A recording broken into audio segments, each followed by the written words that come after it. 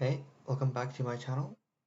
So today I'm just gonna go over a tier list of the current meta in BTC.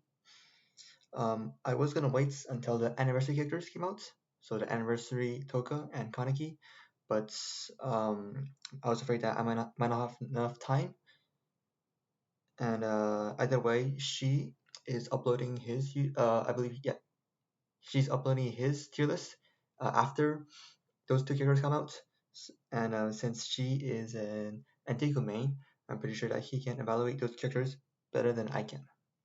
So yeah, anyways, let's get started. So for the tiers we have SSS meta defining, we have like the assist tier, we have meta, solid, decent, power grab, almost useless, less useless, and useless. So these bottom tiers are for the free SRs, or like the beginner ones that you get from the standard pool. So most of these will go straight to the bottom of useless. Um, so the direction that the game is heading. So for the free SSRs, um, the the game has been releasing exclusive cells for these characters, and their effects are mainly for PVE game modes such as Force Hunt and Conquest, etc. So yeah, so since this is a PvP tier list, they're pretty much useless. The most useful ones are Nico and Amon because they're good for weekly org challenges. Yeah, and then like the better of the free SSRs are like the Blue Noro, Blazing Toka, Black Dog, Naki, and I forgot his name, but this guy, the CCG guy with AOE and Insane Lifesteal. Yeah, so these five are like a little better, but just again, they're still free. They're still pretty much useless most of the time, and yeah. Okay, so let's go on to the D tier. So these people are basically useless, but like since they're still like a little better than like the tier below. But yeah, so first of all, I have Green Juzo. So he's very power crept. He is the second banner of the game. So he's the first 200 pull banner, the first limited one, and he's been powered up so many times that he's in D now. And next we have Renji, universal backup. The first universal backup was very good, but power crept. We have a bunch of like better options such as um, Halloween Arima and Summer Toka. Like they're literally just better universal backups, as well as designated backups for each org, such as Maskanaki, Prisoner Naki, yeah, Fukushi 2, and um, what's the other one? Yeah, Tanabata, Hinami. Like Renji has no use anymore. Yeah. Then you have Odin Kaneki. He's nice with his cell, 80% damage cap per turn, I believe, but his damage isn't that good, and his I mean not anymore, and his niche as a weak like weakener, because his active at like level 2 and above applies 2 stacks of weak. That's outclassed by Blue Drizzle, who basically does it better. And then Isatoka has never seen the light of day and will continue to not see the light of day, and so she is here. Yun Hinami, the first healer, but everyone now has like lethal or breathless or the anti-heal tactic. It's over for Hinami. Itori, a literally worse version of Sen. Yeah, and Uta is a worse version of Itori, arguably. But although he's like again, he's still fine for PvE, right? It's just that for PvP, they're completely outclassed, low CP, low stats. Yeah, they're done. And next we have power creep characters. So these characters were released pretty on, or they don't have much use. So first we have the iconic one, Red Ayato. He is still pretty fine. Again, really very fine in PvE, but PvP wise, he's been like very outclassed. He's literally power crept by Itariado, who does the same thing but better. Like Breathless is literally a better lethal because you cannot remove Breathless. Well, you can remove lethal, and yeah, low CP again. He's still like for him to like be considered again, he needs a exclusive cell with an insane effect, like ignore shield or something like that. Yeah, and the centipede, yeah, it's decent CP, but unfortunately his synergy is only with Red Addo, and because Red Addo is very bad, and by result, so will Centipede. And yeah, he's also like very outclassed now. Like he, yeah, he needs to like apply. He basically works like Yamori kind of because he needs to stack on opponents, but he's too slow. Like I think yeah, he's too slow nowadays, honestly. Next we have a linear character, Washu, the chief Yoshitoki Washu. Um, he is a buffer, but a pure buffer, so no damage. But CCG has buffers now, like lots of buffers now that actually do damage, so he loses. Akinamato has been power crept by Rampage Shinohara. Not much to say there. And then Ryoko, she basically fell out of meta because of Noro basically counters Ryoko. And yeah, and of course low CP as well. Chris Kaneki is very niche set. Unfortunately, like I think being released like 10 months ago during Christmas is not helping him. And the CP again is very low nowadays. Although I think he might have a niche against Noro, but uh, I don't think his low stats will help him, honestly. And then Summer Kaneki is a worse version of Flamewing until the day where Antego gets insane buffers where you don't need Flamewing anymore. Like where you don't need Charm and like Flamewing's passives. But until then, Summer Kaneki is gonna remain in C tier. He's fine as a secondary on a secondary Antego team, but he cannot compete against like the main slots for Negu. Chris Hiyami, AoE damage dealer, but Powercraft. You have like Nishiki, with Owl, Samatoka. Those are like literally better AoE damage dealers now. Masnomo, very niche sets. Was good on release. I saw play. Didn't see play in Antiku, but I saw play in CCG because he gains shield and he gives everyone shield, and CG really benefited off shield before Fukuchi 2. So, but now like with like bunch like new characters out, he's done. He can't compete, and his cell is like very very weird because his cell boosts his own damage, but he's not really a damage dealer. Yeah, not the direction that he's heading in. Not a good direction. And then last year I will put Sachi here because Sachi is complete dog shit. Is a universal backup, yes. A decent CP, yes, but again, we like literally had a Halia Irma, which is a new universal backup with really high CP, and then even then we still have a Summer Toga, and also which also universal backup is decently high CP. These characters like you need to pan them up, but like unlike Sachi, you don't have to spend like until like VIP 12 to get him, and he's also like considered carnival character, so you need like 2 pans or 2 startups to start him up once.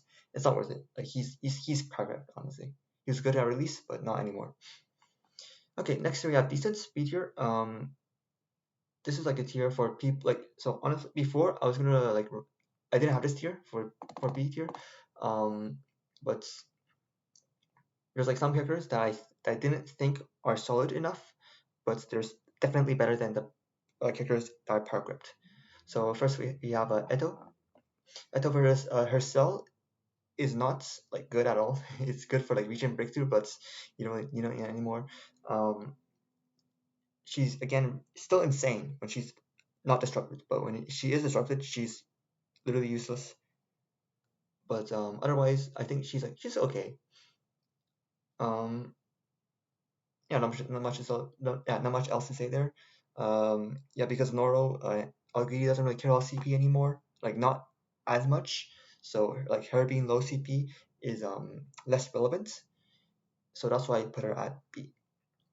Next we have Rabbit. So Rabbit's with her news exclusive cell is very nice actually. Um, from what I read and what I think she is a better backup. Like considering only passive effects, I think she's a better backup than Tanabata Hinami or Ryoko. So because of that, I think she belongs in decent tier. The reason why she's not in solid is because of her low CP and yeah, but it's mainly low CP. But I think her style is very nice. Puts her in a pretty good spot actually.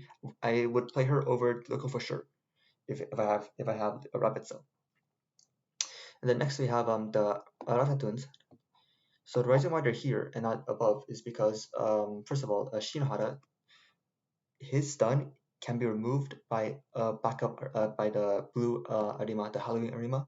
So I think that if people respect Rampage, like respect Shinohara, and people run backup Halloween Arima, Shinohara will never be good. So and already like Shinohara, I think is a very reactionary unit. But I mean, people will play him if the meta calls for it, right? Because like before Halloween Arima got released, um, Noro was insane, right? So you had to play, so for CG, you had to play Rapid Shinohara to stun Noro, and again, he's a reactionary unit. So if he gets played a lot, then backup Blue Arima, Halloween Arima will destroy him. And Ewall, I think he's a big fraud. He's nice for his tank for providing CG with the tank, but no damage, and yeah, no damage like doesn't really help him honestly. And he has like a damage absorber, but that's only for if I recall that's only for single targets.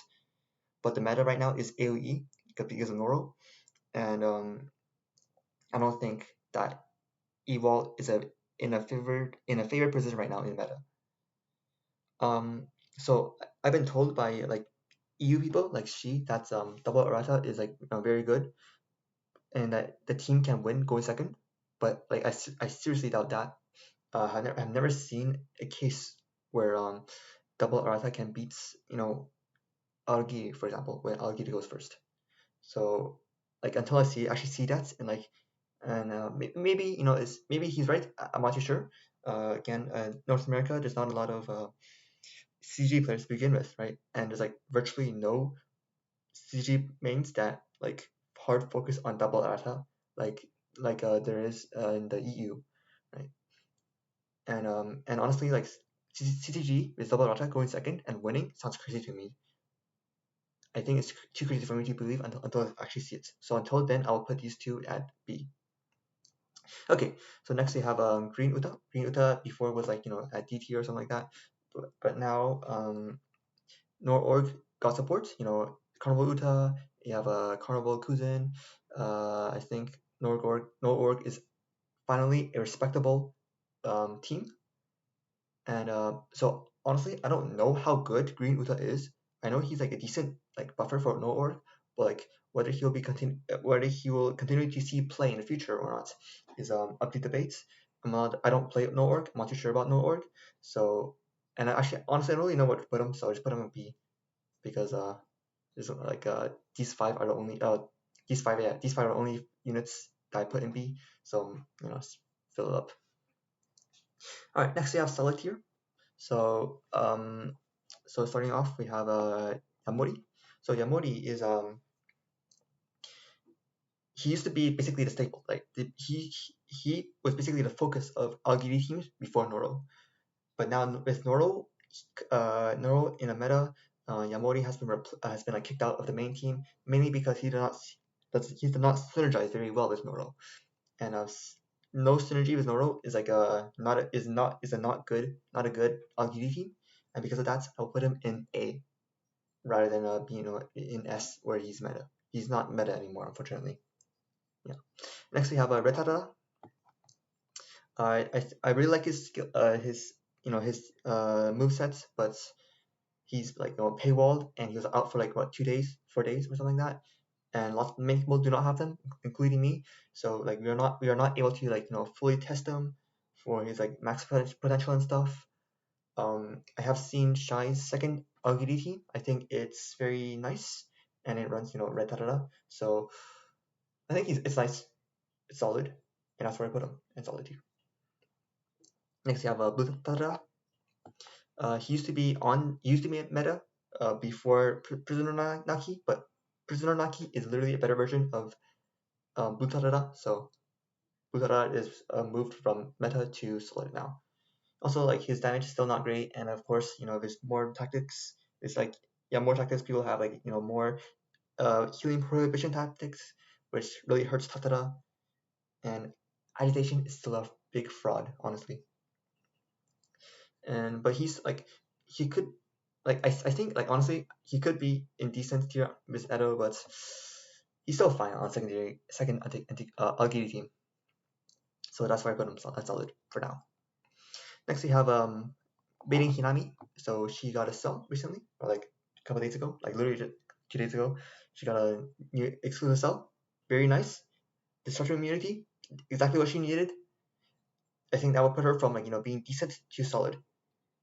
Whether she is actually will be actually played on Antigu teams or not is I'm not too sure.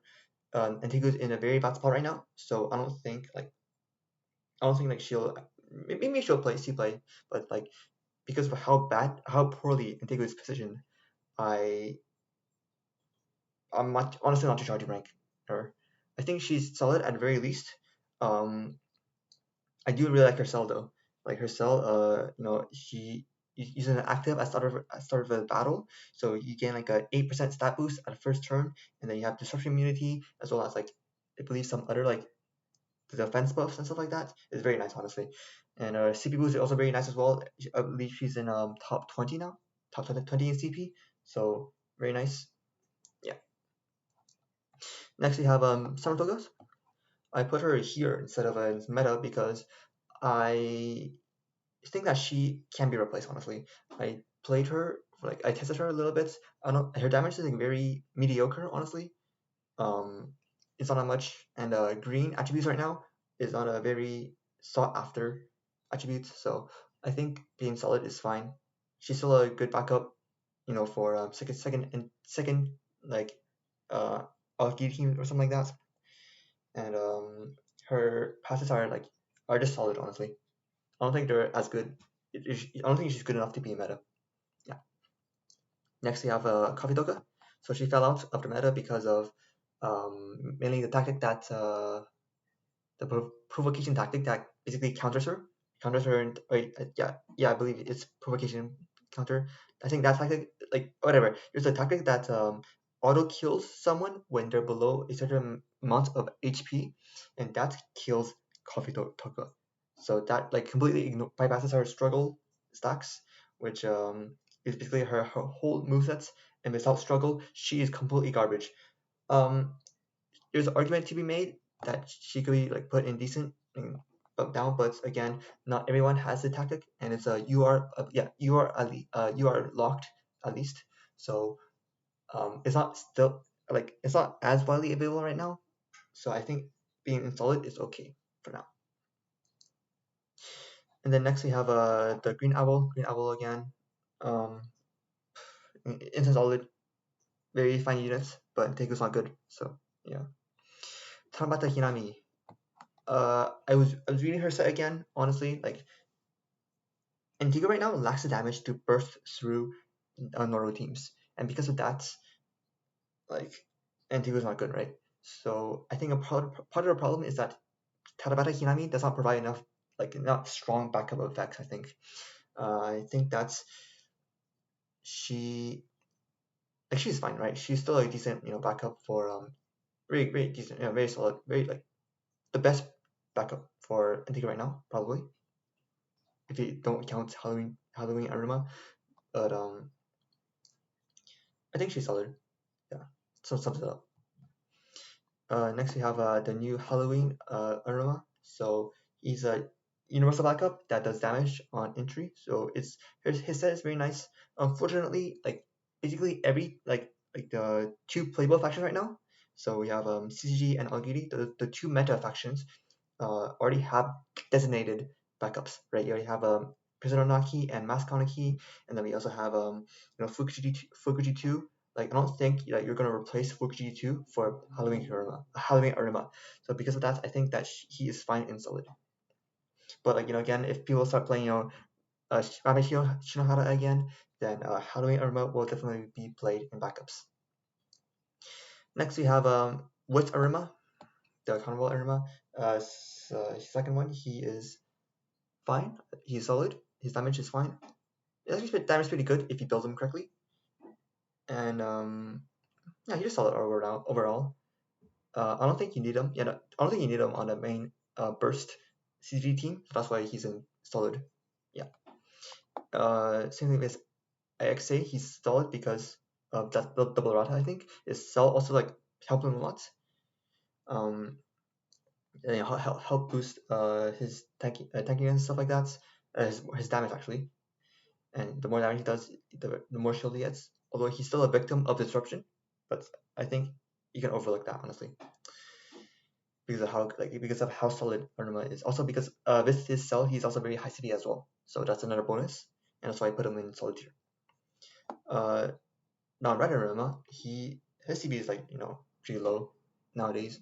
I think his passive seal is still like very strong. If he doesn't get passive sealed, if he doesn't get disrupted, I think that he is like a little crazy, honestly. Also, his 20% stat buff, like stat bonus to everyone, is very noticeable. And also, I put him at solid for now. Maybe argument to be made to put him in decent as well, but I don't. I think I think that 20% stat buff is very valuable, honestly. But again, there could be arguments to put him here. I don't really mind. I don't play CG, so like not like the best person to talk about this. Yeah. And now we have like I guess the assists, right? So we have you get go by like the best assist. So best we have is best to worst you have the Taikusai Toka, like the green Toka. So she is very strong on Oro. Giving sportsmanship, so increasing like defense every time Nora gets hit, and then healing at max stacks. Very very solid. Next, best assist we have is Pep Boyduzo, 10% damage reduction at start of your turn, as well as heals like 20% damage dealt to you, something like that. Very good.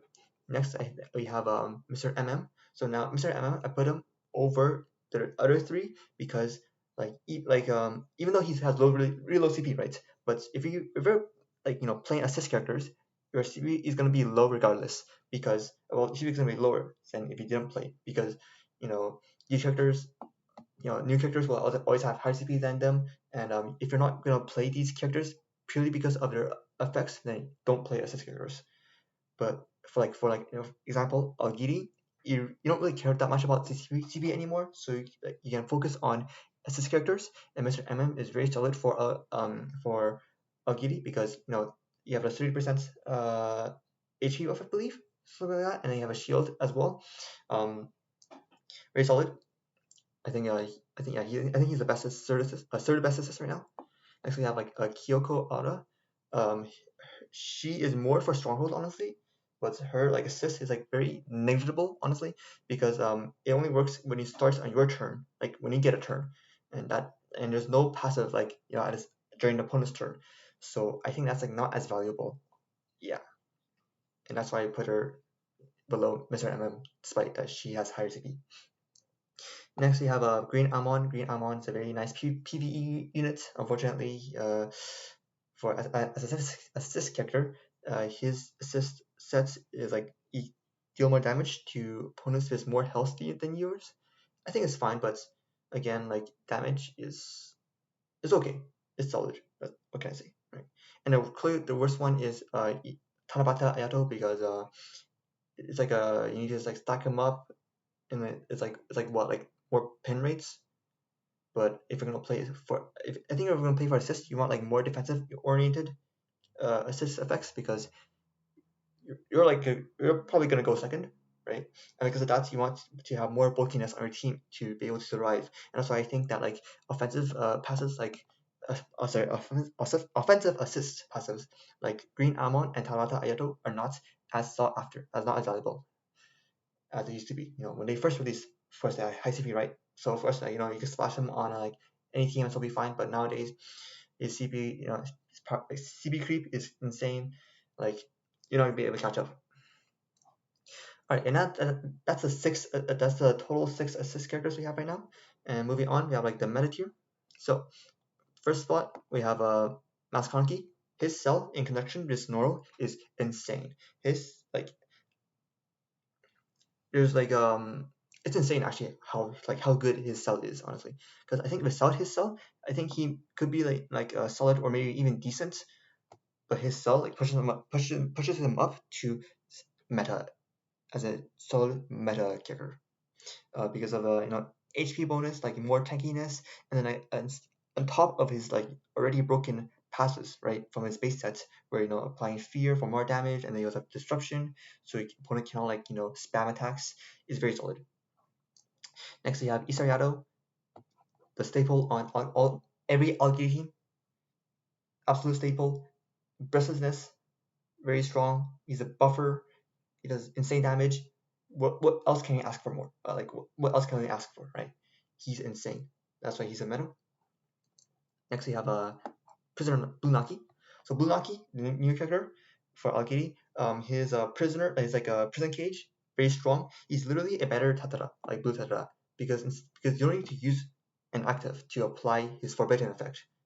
Because Naki will prevent skill level ups when opponent gets hit with like two, I believe, two passive, right? And Noro will do all of that, because Noro on start of opponent's turn will apply one passive, one prison cage stack to every opponent, and then when an opponent uses a card, they get attacked again by like Blood Wither, I think, or something like that, and they take damage, which also grants another stack of prison cage, which prevents them from skill level up for 2 turns, and that's or something like that, and that's literally a better Butara, and that's why I think Butara has like fell off of meta, because Blue Naki has support, has forbidden, but built in that's better. So that's and again higher CP as well. That's why I think that Prison Naki is a very solid pick. Is a very meta character. Again, and then we have Green Jason. He's similar to Isariado, and that's great damage. Has a strong passive. He's a buffer. Um, yeah, basically Isariado, except he doesn't apply breathlessness, and he's not AOE.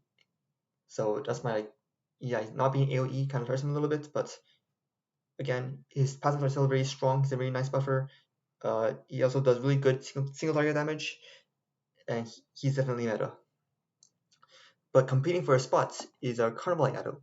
The Carnival Yado, again, is solely based on his passives, so his damage, active damage is not as good as Green Jason's. But Carnival Yado has a benefit of being a Carnival character, so he has a higher CP ready, as well as having an exclusive cell, and then his passives prevent shield from being gained, as well as a 80% crit damage reduction on opponents, and yeah. So overall, I think Carnival Yado is still a very solid pick. He competes for the same spot as Green Jason. Personally, I prefer Green Jason, but if a Green Jason isn't as good as your Carnival Yado is also a very solid pick. And his cell is only for CP, honestly. Like his cell, you do not need it at all, because his cell only buffs his active, but his active is already really dog shit. Like you don't want to use it. Yeah. All right. Next we have the Wits Owl. He used to be meta defining, but now he's I think has fallen off the meta. He's in meta. I'll put him meta for now. Again, very strong checker. Um, right. He's a buffer. He level up his own skills.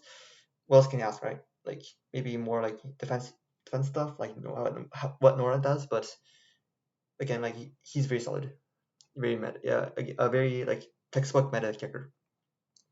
Next, we have Flamewing. Flamewing is like the only reason why like Antiku is decent right now, I think, because of her passive, like her charm, and her passive like buffing Antiku attack is what makes her so like well like so good on Antiku. But maybe in the future we will see that characters with a better buffer, right, and more insane than Flamewing. It also does like insane damage as well. Then Flaming will get replaced in the future. But until then, like Flaming will be a meta tier, probably forever until that character comes. Right? Because the only issue right now is with Flaming is that she's single targets, and her damage isn't that great nowadays, right? And nowadays she's more used as a support unit. Yeah. And next we have a Nishiki. I think Nishiki is better than Summer Toga. Like in a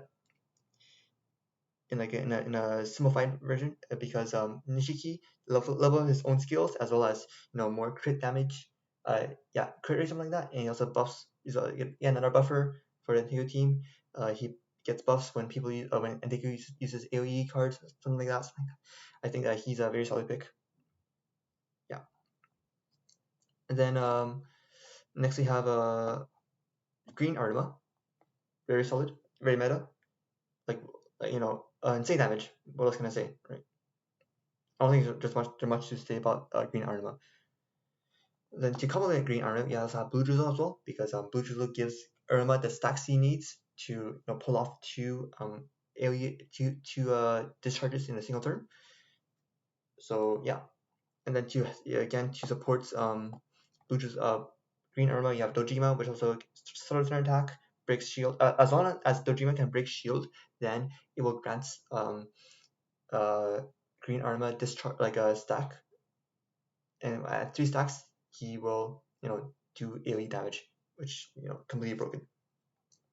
Then I think like the CCG go-to backup is Fukuji 2 Mado. Getting every time you attack, you do damage, you gain shield, gain buffs from gaining shield. It's honestly like very custom. Also has double exclusives as well. Like he competes with Halloween Arima for backup. Well, actually, I'm not too sure which one's better, but I think that like in CCG, I think that Fukuji 2 is better, simply because that if you go first, you get so much shield that sometimes the opponent has a tough time breaking through like how much shield I simply have, right? And that's like pretty insane, honestly. Yeah. And then again, we have like the no org now, so you have Carmel Uta, very strong character, and no org is fine getting support, so yeah, he'll stay in meta. And Shu is also meta now because of Shu, because of the Carnival Kuzen, right? Carnival Kuzen is a no org buffer. From what I heard, according to Cappy, that his damage is not that great, but his buffs are very nice for the team. Again, he's a very high CP because he's a Carnival character and he just got released. So because of that, I think no org, is getting his potential out. Surely with like new characters that you'll get more support and they'll become a more defined faction. But for now, I think that they're in a decently solid spot, although I'm not too sure whether like you can actually still beat Ogiri or not. Yeah. And then yeah, to complement Tsukiyama, we have Zen, because for no org, right, your damage dealer is gonna come from Tsukiyama, because Tsukiyama plus Sharpen will like basically one shot everything, right? And that's why I put Tsukiyama and meta, and if Tsukiyama is meta, and so will be Zen, right? Because they complement each other very well. And that's it for meta. So now for last year, we had meta defining, right? So these two characters, I think, will shape the meta in a very impact meta is so strong that they literally shaped it, right? So first of all, we have like the no-brainer, like Noro. He's the sole reason why Intigu is not good anymore, because he counters Intigu so hard that it's not even funny. And he's like his damage is insane. He started of a turn damage attack. His like reflex ability, they're all insane. Like once he gets going, like he also has, he also boosts your own defense. Yeah, his damage is really good. He has like built-in agitation, I believe. Slap a resurrection cell on him, he's completely broken. No questions asked. As like because mainly because that he has so much support, right? Because Maskanaki, you have Isariado, Prisoner Naki, Green Jason, like those 4 buff the fuck out of Noro. If we don't have these, we're playing, if you play like playing the old team with Noro in, like you have Yamori, Karwai, Ayato, and then you have Noro, that team is completely dog cheeks. You know why? Because Noro does not work well without like if he's not on the spotlight. He needs to be like supported, and when he is fully supported, he is insane. And now the new character that I think is meta defining is Howling Juzo. So Howling Juzo, he is basically Green Juzo, but he doesn't need to attack to start chaining attacks, right? He is Yamori, that's AoE, but he does not need to attack to trigger his bounces, which is insane. And he also provides, I believe, attack buffs to CCG. So I think that's in a few, like, as right now, CCG, this Howling Juzo in a burst team is insanely meta. If your team cannot, cannot tank, like most teams, I don't think any team honestly is able to tank the Howling Juzo team, because there's so much white potential that you're forcing the meta to go either like full out offensive and with higher CP than you, to get as high CP as well, so to go first and not die to Howling Juzo, or you try to build a team as defensively as possible, like what Algretti is doing right now, to prevent your team from getting one-shotted by Howling Juzo.